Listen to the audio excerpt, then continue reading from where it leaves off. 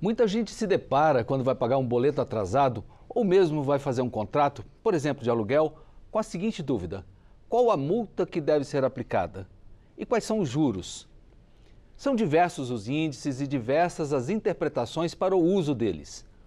Na tentativa de colocar um ordenamento nessa questão, o governo federal encaminhou no ano passado uma proposta que altera vários pontos desse regramento, inclusive no Código Civil. Eu sou William França e é para entender o que muda e o que essa uniformização na aplicação de juros para dívidas contratuais implica que eu converso agora com o relator do projeto aqui na Câmara, deputado Pedro Paulo, que representa o Rio de Janeiro pelo PSD e que está em seu 4º mandato aqui na Câmara.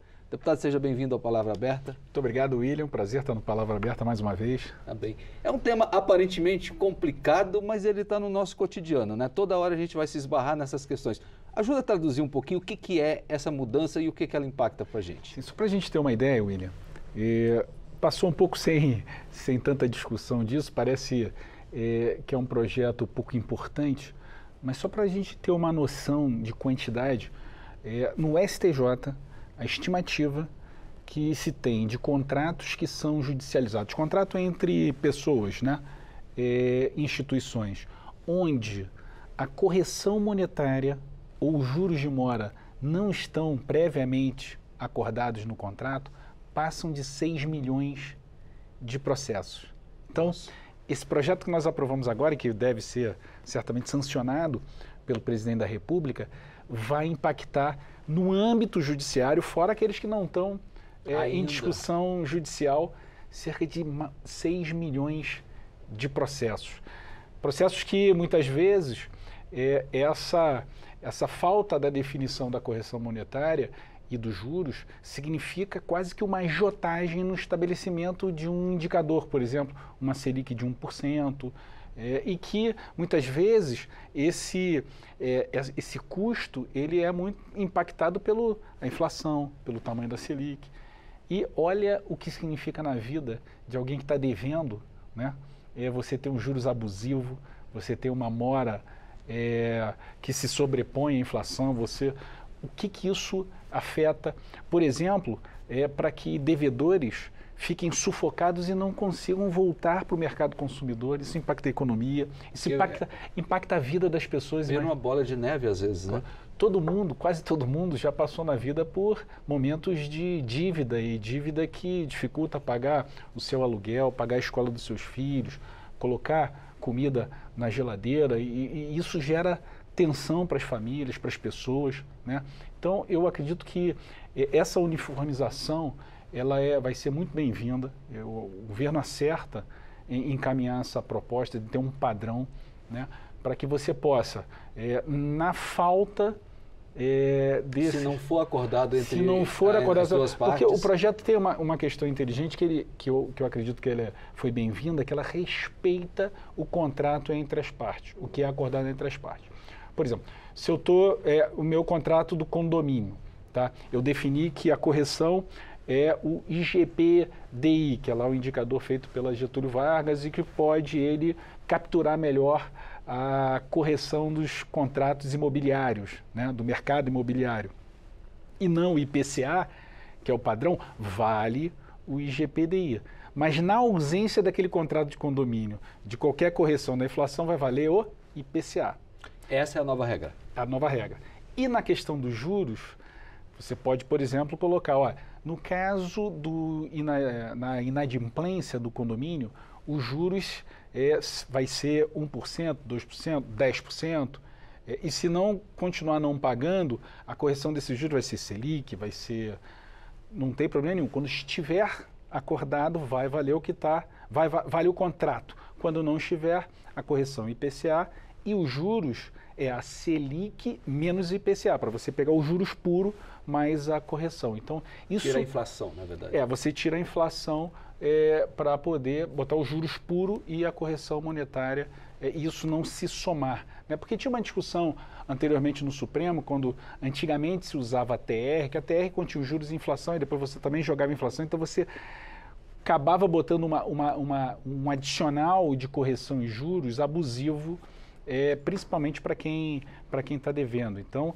lá atrás o Supremo proibiu a utilização da TR e estava faltando a Câmara definir um pouco, disciplinar essa questão para que a gente possa ter uma uniformização dessa cobrança de juros de mora, de inadimplemento e correção monetária nos contratos onde estão ausente essa pactuação. Só para ficar bem claro para os nossos telespectadores, os que estão vigentes, está ok. Isso vale para regras novas ou para aquelas em que ainda estejam em justiça? Não, os que estão vigentes, os que estão ausentes à definição da correção neste momento, né, passará a vigorar a taxa de juros legal, que é o que se chama, que é a taxa de juros Selic, né, que é amplamente aplicada no Brasil, que é a taxa de juros de referência dos juros básicos da economia brasileira, menos o IPCA, que é o índice de correção da inflação mais utilizado em contratos, mais utilizado pelos governos, mais utilizado no Brasil. E essas novas regras também vão servir para orientar esses 6 milhões de processos que estão eles vão passar questões ainda em aberto? Claro, eles vão ter o efeito na definição nas decisões, né, nas cortes superiores, nas cortes regionais, vai disciplinar o uso desses juros e dessa correção na ausência desses contratos. O senhor relatou o projeto aqui, foi para o Senado, os senadores mexeram, voltou para casa. De lá para cá, o que alterou, o que melhorou? Quão melhor ficou esse projeto? Vamos lá, 2 pontos, né? Teve um ponto que, na minha opinião, foi um avanço do Senado, ele simplificou, porque quando nós aprovamos aqui, havia um consenso nos líderes, com a proposta inicial do governo, de usar um indicador de juros um pouquinho mais complexo, que era a NTNB, que é um título que o governo emite de médio prazo, né, menos a correção monetária, menos o IPCA. Aí aqui nas discussões, a gente criou lá um mecanismo que era NTNB, Selic, o que for menor menos o IPCA. E aí, o que se amadureceu no Senado, e acho que foi bem-vindo, é o seguinte, ia ficar um pouco confuso na cabeça das pessoas. Vamos simplificar? Vamos usar a Selic, que é absolutamente conhecida, né? E o IPCA sem essa história de NTNB ou para não gerar confusão, judicialização e tal. Então, essa opção, ok, a gente acatou aqui na discussão da Câmara. Agora, houve uma outra discussão lá no Senado, e que essa eu rejeitei, que era, nós estamos falando dos contratos do direito civil, dos contratos entre partes, dos contratos civis. Eles tentaram também trazer uma discussão do direito trabalhista, da CLT, para aqueles contratos entre empregador e empregado, pré-judiciais ou extrajudiciais, quando há, por exemplo, a falta do pagamento do empregador ao trabalhador de um salário, de uma indenização, de uma hora extra. Nesses contratos extrajudiciais, não poder ser aplicado os juros de mora durante essa discussão. Só poder ser aplicado a taxa de juros legal pós a judicialização desses contratos. E aí esse ponto eu entendi que não era adequado, porque nós estaríamos colocando o direito do trabalho em uma posição inferior ao contrato civil. Ora, se no contrato civil a gente pode ter o juro de mora antes da judicialização e depois, por que o contrato de trabalho antes não pode ter, né? E principalmente falando de empregador e trabalhador, do direito do trabalhador, eu entendi que havia uma confusão sobre uma decisão do Supremo do passado que não disse isso, que não poderia se cobrar juros na fase extrajudicial, mas gerou uma confusão na cabeça um pouco das pessoas, de diferentes visões. Eu entendi que isso, na minha opinião, não era justo com o trabalhador e não tinha sido feito com um amadurecimento dessa discussão que ia poluir e até estaria em confronto com o projeto que você está disciplinando para ambos os momentos, pré e judicial, e você criar essa simetria entre o direito do trabalho e o direito civil. Então, assim, eu entendi não acatar essa emenda, essa correção que fez o Senado e o Congresso, a Câmara dos Deputados entendeu que era pertinente isso, tanto é que o meu relatório foi aprovado com a unanimidade da Casa, sem qualquer tipo de discussão, e vamos discutir isso mais para frente, desde antemão, dizendo que a minha posição é contra. Eu acredito que a fase extrajudicial, no caso do inadimplemento, do não pagamento do empregador ao trabalhador, deve sim aplicar os juros de mora indenizatório em favor do trabalhador.